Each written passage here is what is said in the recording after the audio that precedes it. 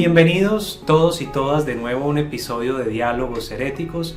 Hoy hablaremos de las condiciones de la mujer en esta pandemia del COVID-19.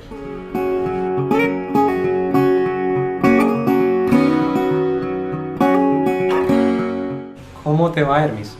Hola, José Manuel. Dime, ¿por qué hoy tocaremos un tema como este justo a portas del Día de la Mujer? Exactamente, porque el 8 de marzo se conmemora el Día Internacional de la Mujer, que fue formalizado por las Naciones Unidas en el año de 1975. Y sería muy bueno que nos preguntáramos, José Manuel, ya que vamos a hablar de las mujeres en el contexto de la pandemia en América Latina y el Caribe, que nos preguntáramos cuántos habitantes tiene esta región y dentro de estos habitantes cuántas son las mujeres.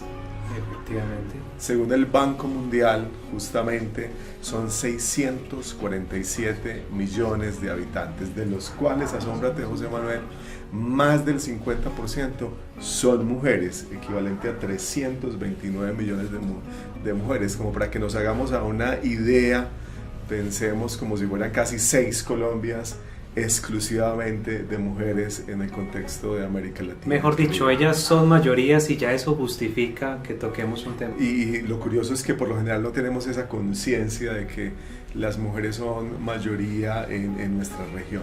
Pero preguntémonos, José Manuel, ¿cuáles son los efectos generales de la pandemia del COVID en nuestra región? Porque seguramente cada quien está viviendo su propio drama y no tiene la dimensión de lo que está sucediendo en nuestra región, que realmente es dramático. Y justamente lo que pasa en América Latina y el Caribe es supremamente grave, porque lo que ha hecho la pandemia es aumentar los niveles de pobreza, de desigualdad, genera un contexto político y social muy complejo, a tal punto, escucha José Manuel, que la CEPAL nos dice que para el 2020 habían 209 millones de personas en situación de pobreza. Es como 5 Colombias juntas, todos y todas en situación de pobreza. Cosa que de manera continua parece que se normaliza, como si todo tuviera que seguir siendo así. Vamos a centrarnos, José Manuel, en el efecto que tiene la pandemia en las mujeres en América Latina. Y es aterrador el dato que nos da la CEPAL. Alrededor de 118 millones de mujeres latinoamericanas vivirán en situación de pobreza por efecto de la pandemia. De tal manera que se ha producido una reducción de los niveles de ocupación de las mujeres, que representa algo así como un retroceso de 10 años.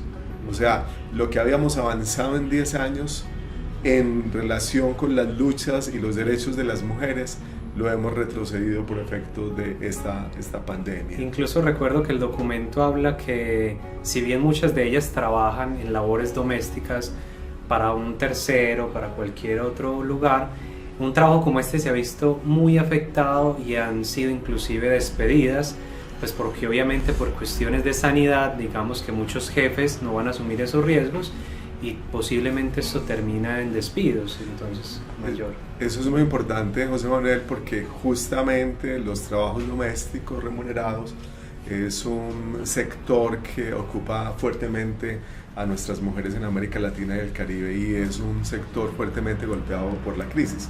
Pensá en un solo factor: no se puede hacer teletrabajo. Exacto, no se puede limpiar, no se puede hacer una serie de labores por computador. ¿Y eso qué implica? Que las mujeres tienen que ir hasta las casas donde están trabajando, y eso las expone precisamente a enfermarse, claro, o a adquirir el virus. Pero además, en esta situación de confinamiento, implica que esas mujeres tengan mucho más trabajo. Y de hecho hay otro dato que revela el riesgo, y es que el 73% digamos del sector salud está sobre representado por mujeres, muy probablemente en lo que son cuestiones de enfermería. Entonces ellas serían la primera línea de atención y por lo tanto el grupo más expuesto a los efectos negativos de la pandemia. Pero aparte de que están más expuestas las mujeres por ser ese porcentaje tan alto, del sector de salud les toca enfrentar jornadas laborales más largas. Sí, en el sector salud la jornada laboral es extenuante y muchas de ellas tienen que llegar a la casa a seguir trabajando. Exacto. Con el agravante que a veces los medios de comunicación están denunciando cómo está precarizado el contrato laboral de las mujeres en el sector de la salud. Entonces digamos que son casi dos situaciones. Una, la jornada extensa formal y la jornada extensa informal, porque es que hay una serie de asuntos domésticos que terminan siendo atendidos. Por ejemplo, que muchos niños al no ir al colegio terminan siendo atendidos también por ellas, ¿cierto? Porque labores académicas por computador, estudio en la casa, y eso acentúa ciertas cargas para las mujeres. Con un agravante, y es que nos dice la CEPAL que las mujeres ganan un 23% menos que los hombres en el sector salud, y es muy paradójico porque si las tenemos ahí en ese porcentaje tan alto de prácticamente el 73% en el sector de la salud, pues deberían de ganar bastante. Y no, ahí hay una discriminación en los pagos,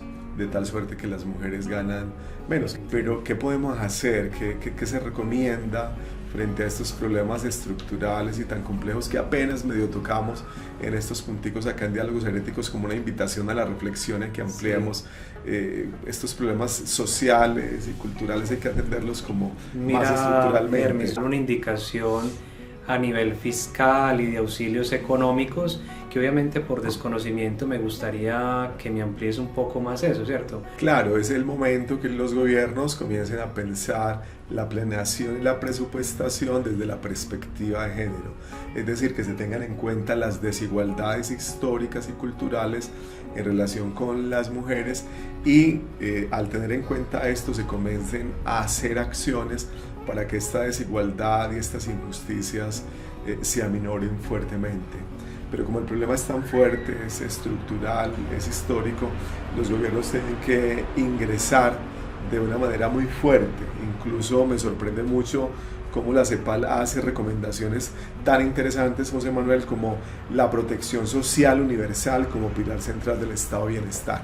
La CEPAL está proponiendo que ante la situación que deja la pandemia en América Latina y el Caribe para las mujeres, comencemos a pensar en un estado de bienestar como el que Europa tenía inmediatamente después de la Segunda Guerra Mundial. Y esto es una especie de auxilio para ellas a nivel económico que se les brinda. ¿Cómo funcionaría? Más que un auxilio, es que el Estado comience a pensar que históricamente tiene una deuda con las mujeres y que tiene que crear las condiciones jurídicas, políticas y económicas para que las mujeres tengan tengan mayor bienestar respecto de sus necesidades y de su, digamos, calidad de vida. Podríamos decir que estamos apelando entonces por mayor autonomía para ellas, que eso se resalte, se apoye, se acompañe, porque como tú dices, incluso para muchas de ellas el no ser tan autónomas es algo normal y hay que dejarlo así.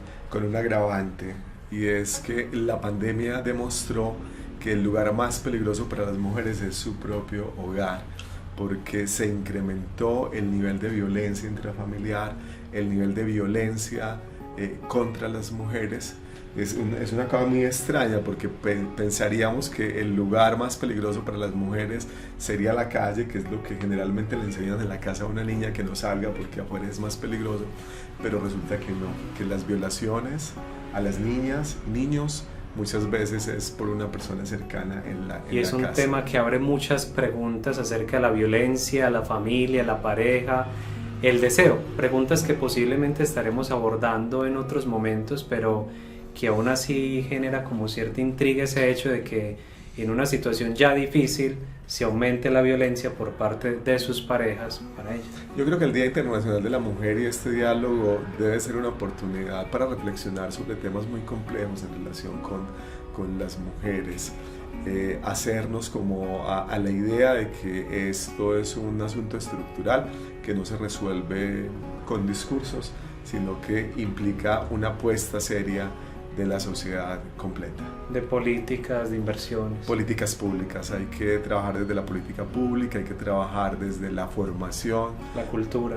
Sí, hay que hacer un cambio prácticamente de cultura, porque que las mujeres hoy puedan estar en la universidad, que las mujeres hoy puedan estar en cargos políticos, que las mujeres hoy puedan trabajar, ha sido producto de luchas históricas y que hay que continuarlas. Esperamos entonces seguir construyendo un espacio para todos y todas en estos diálogos heréticos, tratando temas que les aporten a ustedes, a nosotros y en este continuo compartir.